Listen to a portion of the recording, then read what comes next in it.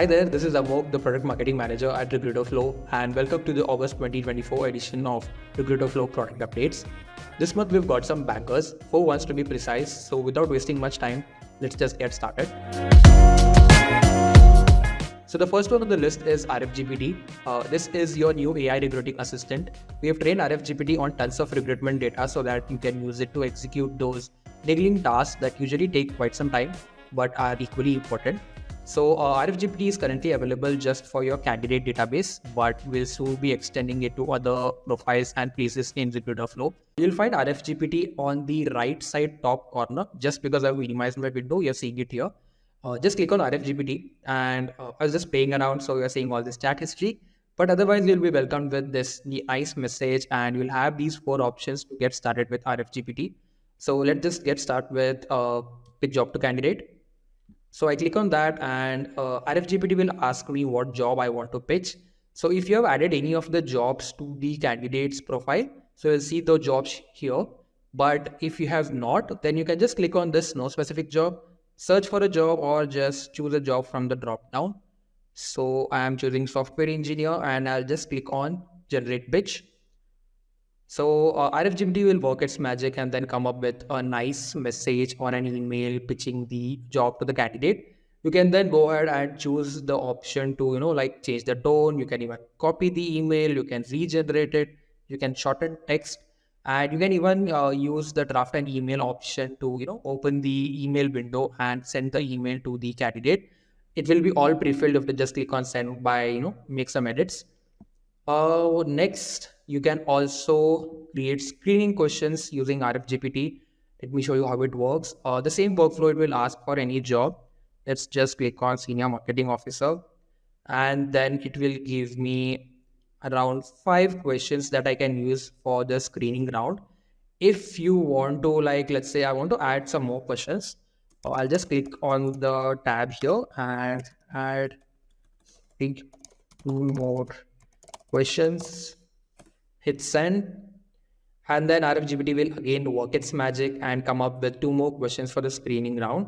Now we have some options over here. You can either open it as a call log. It will be pre-filled all these questions, and you can just choose the outcome over here and then log a call.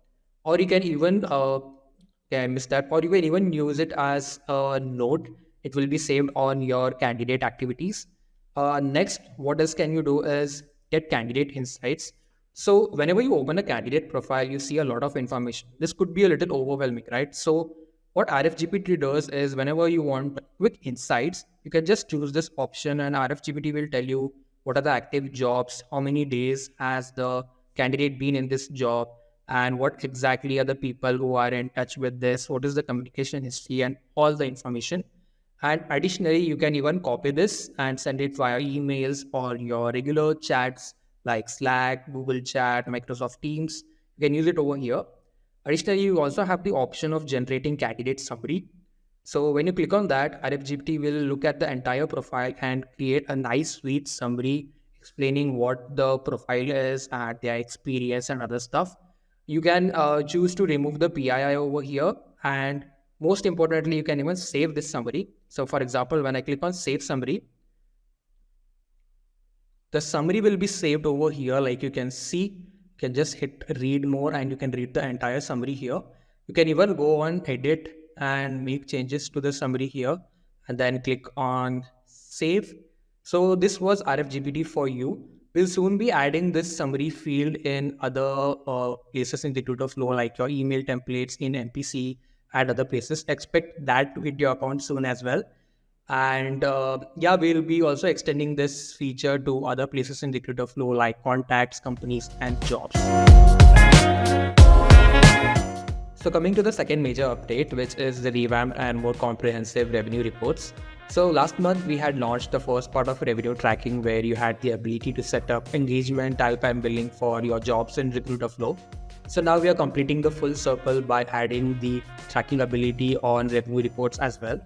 So initially revenue reports used to track the revenue for all your jobs and how much revenue you are making from your companies, how much revenue your users are getting you.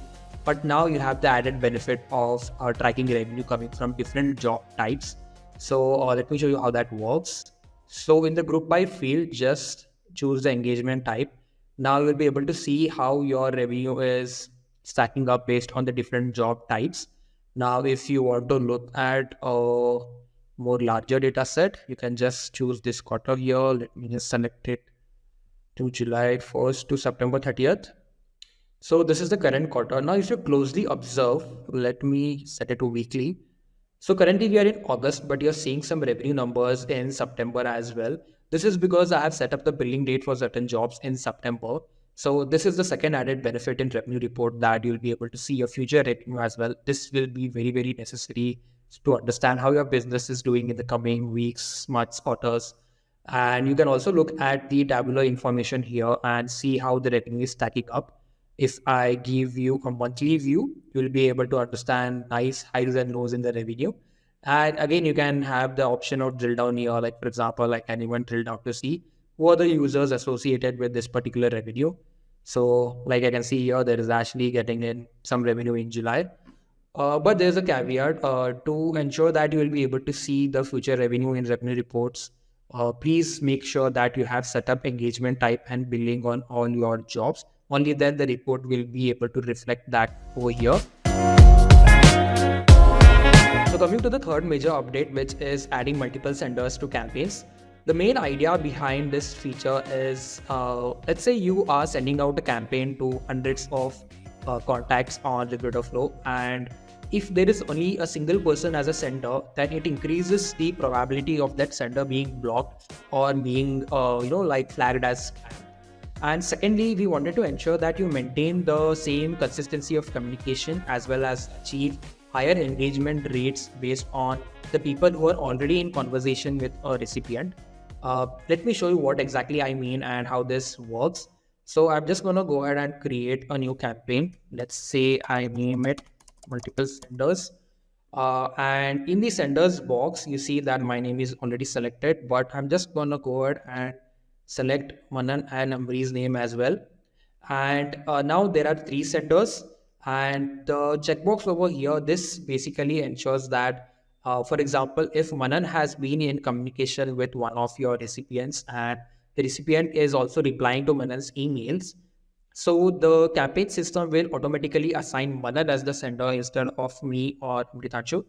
So in that case, it will ensure that there is consistency of communication, familiarity of voice, there is improved engagement. Otherwise, the caveat here is that this campaign will be executed in a round robin fashion. What I mean is, let's say I have three steps in the campaign: step one, step two, step three. Step one will be assigned to me as a sender, step two by to Manan, and step three to Mritanshu. And if I go ahead and create a campaign, you will see under senders that there are two more people and you can view who those people are. This not only works while creating a campaign, this also works when you want to clone a particular campaign. It will ask again for the name, and you can now, let's say, while cloning, I'm just going to add Ashley here. So there are just two people now, and I'm just going to clone this campaign. Okay. So we have a new campaign. We have also cloned a campaign with multiple senders. So this is how we are going to help you with avoiding spams or getting blocked by any email providers or email servers. Now coming to the last major update, which is candidate and contact list view in mobile phone. So as you can see from my screen, I am currently on the Recruiterflow mobile app and I'm viewing the candidate list here. I also have the filters on top wherein I can select what job roles I want to look at, and let's say even stages for that matter. So I'm selecting some stages and jobs, and I'll be able to view the profiles accordingly. I can even click on any particular profile and look at the activity history of that particular candidate, the files attached, and also if there are any scorecards added to that particular candidate. This feature is also available in contacts. I can see the filters on top. I can edit to any profile and look at the activity and their files. Of course, scorecards are always present on candidates and not on contacts. So this was basically built using the feedback that we people have given us. So what do you want us to build next? Please let us know by clicking on the fire icon that you find in the product on the bottom left corner. So yeah, these are the major updates, but these are not the only one. We also have some more additions as filters in advanced search, which can be used as triggers to run automations around wishing candidates and contacts on their birthdays, work anniversaries. You can run automations around notifying yourself when there's a new job created in Recruiterflow or when there's no activity on a job. We also have the ability to bulk update or bulk upload star rating fields from your custom field to our system field. You can read all of these updates in the blog. We have attached the link to the blog in the description of this video. And on a side note, we are also doing our quarterly product updates webinar on the 24th of September. We'll be showcasing all these features and how you can get the best out of them. We'll also be running a live Q&A so that we can answer all your questions around these latest updates that we have launched this quarter.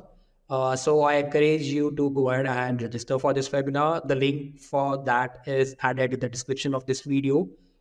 So yeah, please go ahead and register. That's it for this product updates video. We'll be back again next month with some new improvements and enhancements and some new features. So until next time.